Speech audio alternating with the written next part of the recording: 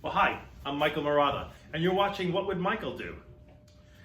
Every year for St. Patrick's Day growing up, my mother would make corned beef and cabbage in a very traditional way. She'd throw the corned beef and the cabbage and the potatoes and the carrots in a pot and boil it for I don't know how many hours. And it was always kind of delicious, but I wanted to do something different, and I did this St. Patrick's Day. And here's a picture of it. The meal was as delicious as that photograph suggests, if not even better. And several people have asked me, what did you do to that corned beef? So today I'm going to show you. It was so good, we're going to make it again for dinner tonight. So the first thing we're going to do is brush on some of this browning sauce. I'm getting rid of the packet that came with the corned beef, which of course I have rinsed and dried with some paper towel. And I'm just putting it on some foil for now. Yes, I reuse foil because I'm a recycling kind of guy. Sear it. About 5 minutes on each side. I'm starting with the fat side down. While that meat is searing, I am going to chop or thinly slice a whole onion and 6 cloves of garlic. After 5 minutes, we're going to sear the other side. I gather you know how to do this, but in order to skin your garlic cloves really easily, just put them face down, pop it with your knife, and that skin is going to peel right off. Once your beef is seared on all sides and you've got that beautiful coating, I'm going to take it off the heat. I'm going to preset the oven to bake at 275. We're going to want a nice low temperature. As you can see, I've lined a small baking sheet with some foil just to make the cleanup easier later. I'm going to put a cooling rack on top of this so that the beef doesn't sit in its own juices. And then we're going to cover the whole thing with these beautiful, thinly sliced onions. On top of that, I'm going to add the sliced garlic. And now we're going to cover the whole thing with foil and seal it up. You can see I've actually folded 2 pieces of foil together to create a larger piece so that I can be sure to cover the whole thing on all 4 sides. Sealing it up is the whole trick I have learned. Oh, and don't forget, you need to add a couple of teaspoons of water into the pan below to help the steaming process and to keep things from sticking. Okay, our timer just went off, so the oven is heated to 275, and in goes our little mound of corned beef. I'm going to put that in for 3 hours. That is about an hour a pound, since this is a little over 3 pounds, and we'll check it then for tenderness. Let's talk about side dishes. Since we won't be boiling them for this meal, I've got a few ideas. Let's start with the carrots. Now, don't clean that saute pot just yet that we browned the meat in, because we're going to use it to saute the carrots, and they're going to be delicious. Peel as many carrots as you think you're going to eat, and we're going to slice them real thin.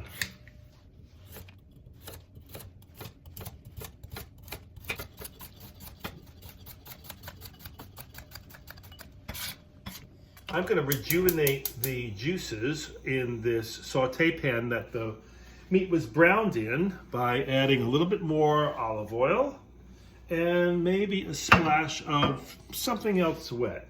I usually like a little bit of vermouth. Once that liquid starts to bubble up, you can deglaze the pan really simply by scraping up all of that goodness that got stuck on there from the browning of the beef. And then I'm going to toss my carrots right in. You can see immediately that the carrots are going to take on that gorgeous color from the browning liquid that we used to sear the beef. I'm going to let these just sit covered and simmering for a good 20 minutes. I'm going to make my potatoes in a more traditional way. I think you'll like them too this way.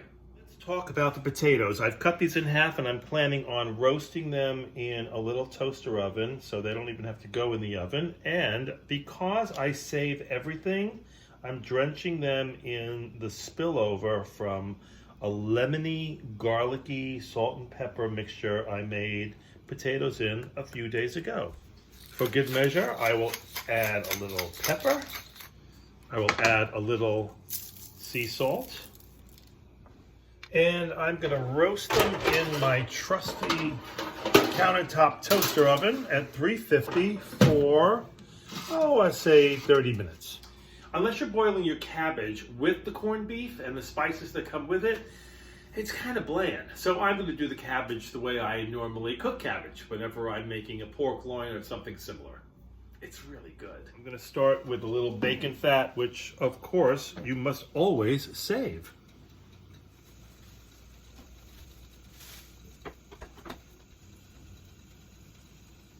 I saved this third of a head of cabbage from the St. Patrick's Day dinner. I would suggest getting rid of the core, if you're going to make it this way rather than boiling it. Thin slice. We're going to add our thinly chopped cabbage. Give it a quick toss so we know everything is covered. I like to add some fennel seeds for a little extra flavor. A little pepper, a little salt, one go round of a light soy sauce. Never hurt a cabbage any. Keep this on a medium-low flame. Give it another toss. Cover it. 15 minutes, and that is a beautiful head of cabbage. So much better than boiling. Flavorful, browned, gorgeous, delicious. After 30 minutes, these look like they're done, and they feel like they're tender and done, but I am going to put them on the top rack and broil for another couple of minutes. Well, the 3-hour timer just went off, so let's check the tenderness of the corned beef. Okay, here we go. Let's see, that's been in there for 3 hours. How does it look? Whoa! Oh, look at how gorgeous. Can you see how that onion just got caramelized on top? The garlic, it all sat right into that. I'm sticking my fork in, and I can't imagine anything feeling more tender than that. That is done. I'm going to take it out and let it rest. The thing that makes this meal sing is the horseradish whipped cream. So I'm going to pour about a cup of heavy cream, which Mr. Capone is going to whip for us. Okay, it starts to thicken, and that's a good time to add your ingredients. We're going to put in 1 teaspoon of sour cream and 2 teaspoons of squeezed horseradish. Basically, that means I've gotten rid of all of the liquid involved. And we're going to continue to whip that until it's light and frothy and turns into the whipped cream. Meanwhile, those extra 5 minutes on the potatoes with the browning on top has given us exactly the result we're looking for. Now that everything else is done, it is time to slice up the main course.